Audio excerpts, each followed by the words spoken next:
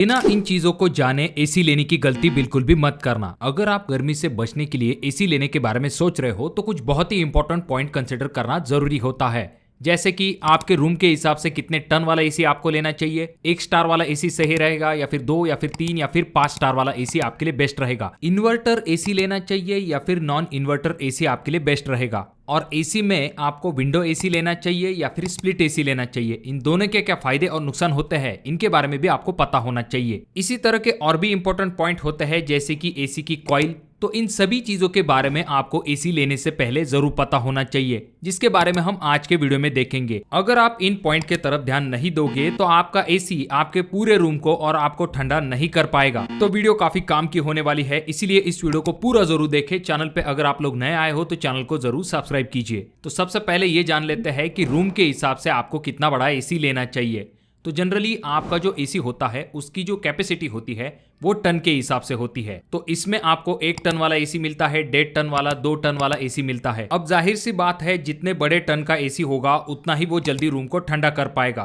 पर यह भी ध्यान में रखिए कि रूम के हिसाब से अगर आपने बड़े टन वाला एसी ले लिया तो ऐसे में आपका बिजली का बिल भी ज्यादा आ सकता है, और रूम के हिसाब से अगर आपने कम टन वाला एसी ले लिया तो ऐसा एसी आपके रूम को पूरी तरह से ठंडा नहीं कर पाएगा। तो इसीलिए रूम के हिसाब से कितने टन वाला एसी हमें लेना चाहिए ये आपको जरूर पता कर लेना चाहिए। तो यहाँ पर सबसे पहली चीज आ जाती है, अगर आपके रूम का साइज 120 स्क्वायर फीट से लेके 140 स्क्वायर फीट है, यानी कि 10 बाय 10 की अगर आपकी रूम है या फिर 10 बाय 12 की रूम है, खास करके जो बेडरूम के साइज होते हैं, तो वहां पर आपको 1 टन वाले एसी के तरफ जाना चाहिए। उसके बाद अगर आपका रूम इससे बड़ा है, यानी कि 150 स्क्वायर फीट से लेके 180 स्क्वायर फीट तक का अगर आपका रूम है, तो वहां पर आपको 1.5 टन वाला एसी लेना चाहिए।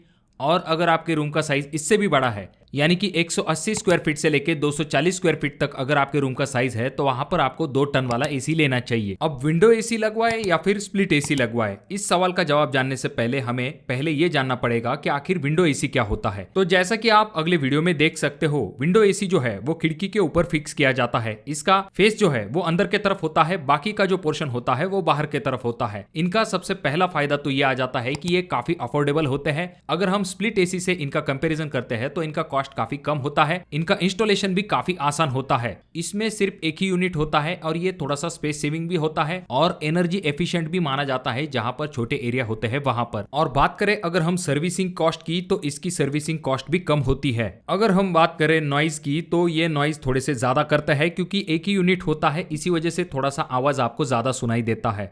वहीं पर अगर हम स्प्लिट एसी की बात करते हैं तो आजकल सभी घरों में ज्यादातर स्प्लिट एसी का इस्तेमाल किया जाने लगा है। स्प्लिट एसी में बेसिकली एक इंडोर यूनिट होता है और एक आउटडोर यूनिट होता है। अगर हम विंडो एसी से कंपेयर करते हैं तो ये रूम को बहुत ही जल्दी ठंडा कर देता है, और आउटडोर में एक यूनिट होने की वजह से अंदर के तरफ आपको ज्यादा आवाज भी सुनाई नहीं देता है। और अगर हम लाइट के कंजम्पशन की बात करते हैं तो इसमें लाइट का कंजम्पशन विंडो एसी के कंपेरिजन में कम होता है। अब बात करता है कि आपको इन्वर्टर एसी लेना चाहिए या फिर नॉन इन्वर्टर एसी लेना चाहिए। तो देखिए दोस्तों, आजकल इन्वर्टर एसी काफी ज्यादा पॉपुलर हो चुके हैं, क्योंकि इन्वर्टर एसी में सबसे बड़ी खासियत ये होती है कि इसका जो कंप्रेसर है वो डायरेक्टली ऑफ नहीं होता है। इनमें कंप्रेसर की जो स्पीड होती है वो ऑटोमेटिक एडजस्ट होती है। जैसे ही आपका टेम्परेचर कम होने लगता है तो ये तुरंत आपके रूम को ठंडा करने का काम करता है। वहीं पर जो नॉन इन्वर्टर एसी होता है उसमें जो कंप्रेसर है वो ऑफ हो जाता है। जब आपका टेम्परेचर कम हो जाता है तो वो वापस से ऑन हो जाता है और आपके रूम को ठंडा करता है। इसमें ज्यादा बिजली की खपत होती है। तो अगर आप दिन में ज्यादातर समय एसी का इस्तेमाल अगर करने वाले हो तो आपके लिए इन्वर्टर एसी सबसे बेस्ट हो सकता है। जो लोग हेवी एसी का इस्तेमाल करते हैं उनके लिए इन्वर्टर एसी ही बेस्ट ऑप्शन माना जाता है। हालांकि शुरुआती वक्त में आपको इसकी कीमत थोड़ी सी ज्यादा लगती है, पर आगे चल के इस्तेमाल की वजह से ये कीमत आप वसूल कर लोगे। अब बात करते हैं कि एसी लेते समय हमें कितने स्टार वाला एसी लेना चाहिए। अब 3 स्टार वाला एसी अगर आप लेने के लिए जाओगे या फिर 2 या फिर 1 स्टार वाला, तो आपको कीमत कम लगेगी। वहीं पर जब आप 5 स्टार एसी लेने के लिए जाओगे तो उसकी कीमत आपको ज्यादा लगेगी। पर यहाँ पर ध्यान देने वाली बात यह भी होती है, जितने ज्यादा स्टार उतना उसका मतलब होता है मोर एनर्जी एफिशिएंट। पर यहाँ पर जितने ज्यादा स्टार उतनी ज्यादा कॉस्ट भी होती है।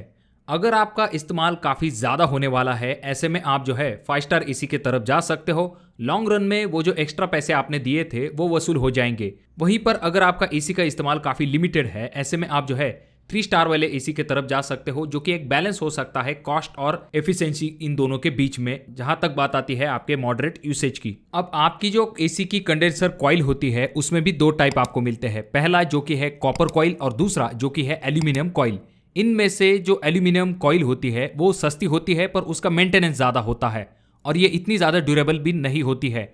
वहीं पर अगर आप कॉपर की बात करते हो तो ये काफ़ी ड्यूरेबल होती है और एल्यूमिनियम कॉइल जैसे इसमें बार बार मेंटेनेंस की भी ज़रूरत नहीं पड़ती है। एसी ले रहे हो तो कुछ एक्स्ट्रा फीचर अगर आपको मिलते हैं तो ये आपके लिए बेस्ट हो सकता है, जैसे कि कुछ एसी जो है वो स्मार्ट एसी होते हैं जो कि वाईफाई इनेबल होते हैं, जिन्हें कि आप अपने स्मार्टफोन से या फिर एलेक्सा गूगल असिस्टेंट से भी कंट्रोल कर सकते हो। उसके बाद में कुछ में आपको फास्ट कूलिंग या फिर टर्बो मोड मिलते हैं। उसके बाद में सेल्फ क्लीनिंग फंक्शन भी मिलता है। और अगर आप एसी ऑनलाइन परचेस करने वाले हो तो उस एसी का आफ्टर सेल सर्विस आपके एरिया में कैसा है उसके बारे में भी जान लीजिए, क्योंकि ऐसा ना हो जो एसी आप लेके आ रहे हो उसका आपके एरिया में आफ्टर सेल सर्विस इतना अच्छा ना हो, तो इससे आगे चल के आपको दिक्कत हो सकती है। उसके बाद आपको एसी की वारंटी भी जरूर चेक कर लेनी चाहिए। अगर आप एसी लेने वाले हो तो ऑनलाइन अगर आप लेते हो तो आप उसकी स्टार रेटिंग और जो रिव्यू उसके ऊपर आए हैं वो भी एक बार जरूर चेक कर लीजिए, जिससे कि आपको भी कॉन्फिडेंस आ जाता है कि वो एसी जो है वो डेफिनेटली आपके लिए बेस्ट हो सकता है। हालांकि बेस्ट एसी के जो बाइंग लिंक है वो मैं आपको डिस्क्रिप्शन बॉक्स में दे दूंगा, आप वहां से जाकर भी परचेस कर सकते हो। और हाँ, अगर आप एसी लेने वाले हो तो इसके साथ आपको और एक चीज लेनी जरूरी होती है जिसमें कि आपके थोड़े से पैसे लगेंगे पर आगे चल के आपको कोई भी दिक्कत नहीं होगी, और वो चीज है इलेक्ट्रिकल वोल्टेज स्टेबलाइजर। इसे लेना ना भूले, क्योंकि अगर वोल्टेज अप डाउन होगा तो इससे आपका एसी खराब हो सकता है। तो इसीलिए एसी लेते समय स्टेबलाइजर लेना भी बिल्कुल भी ना भूले। तो आप अपने घर के अंदर कौन से कंपनी का एसी लगवाना पसंद करोगे कमेंट जरूर कीजिए। अगर आपके कोई सवाल है तो उनके बारे में भी कमेंट कीजिए। अगर आपकी कमेंट इंटरेस्टिंग होती है तो उस टॉपिक के ऊपर मैं वीडियो बनाने की जरूर कोशिश करूंगा। वीडियो अच्छा लगा हो तो जरूर इसे लाइक कर दीजिए। बहुत ज्यादा ही अच्छा लगा हो तो अपने दोस्तों के साथ शेयर कीजिए, जिससे कि वो भी अच्छे एसी का मजा ले सके। और ये जो तीनों वीडियो है इनमें से कोई एक वीडियो आपके जरूर काम में आ सकता है।